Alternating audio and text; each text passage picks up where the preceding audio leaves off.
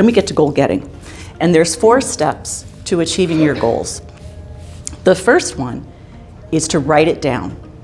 People who write down their goals and their action steps are 80% more likely to achieve them.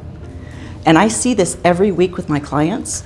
Those who take notes and they write down what they're planning to do over the next week or 2, they're the ones that come back having achieved most of the things on their list.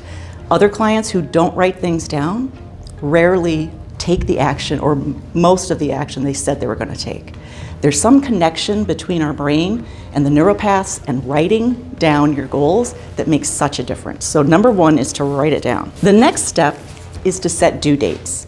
It's great to know what you need to do and why you want to do it, but there's a big gap between knowing what you need to do and actually taking the action.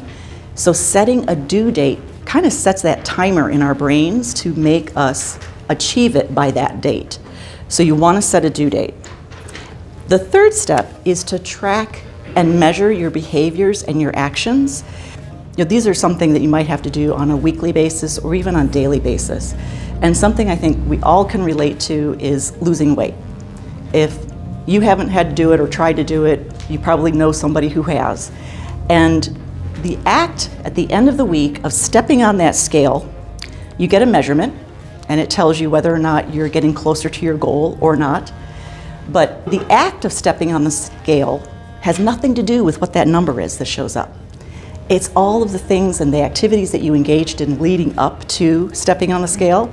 It's how much you ate and drank and what you ate, and then also your exercise. How much exercise did you get? Those are the behaviors that you want to track up to the point of stepping on the scale. So tracking and measuring is really important.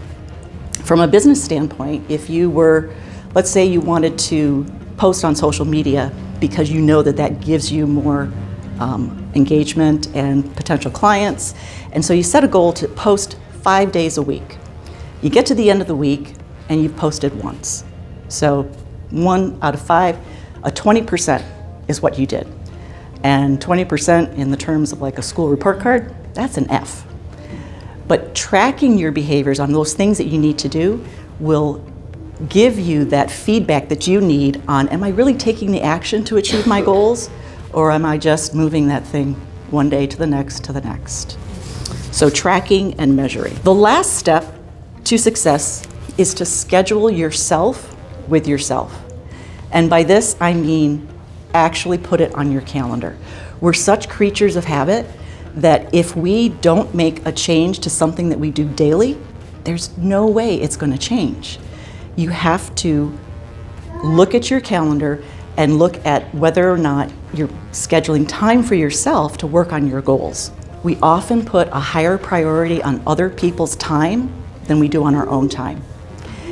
So imagine if you invited somebody over to your house to work on a project with you, and they get there, you welcome them into your house, and then you say, oh, just a minute, I need to go empty the dishwasher. Or, oh, I just need to put this wash in the washer. And, oh, just a minute, I'm gonna look at my Facebook feed, see if I missed anything. You would never do that to somebody that came to your house to work on a project, right? But we do it to ourselves all the time. So when you schedule time for yourself to work on a project, really commit to it and make sure that you are honoring yourself and giving your time the highest priority, because it's you and you are the most important person in your life, or at least you should be. And none of those steps were particularly hard. I mean, they're all pretty easy, right? But they're just as easy not to do. And that's the challenge, is committing to yourself, to sticking with it, because that will lead you to be able to achieve your goal.